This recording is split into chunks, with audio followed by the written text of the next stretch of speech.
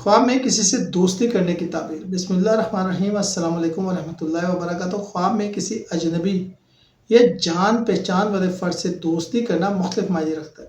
اس کا تعلق خواب کی کیفیت، خواب دیکھنے والے کے موجودہ حالات اور دوست بننے والے شخص کی شخصیت سے ہوتا ہے۔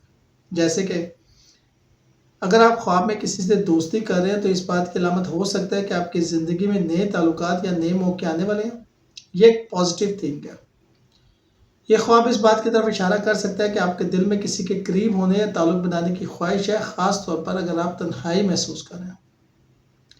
اگر آپ خواب میں اپنے دشمن یا کسی ایسے شخص سے دوستی کرتے ہیں جس سے آپ کا جھگڑا ہو چکا ہو تو اس بات کی علامت ہے کہ حقیقی زندگی میں صلح یا معافی ممکن ہے۔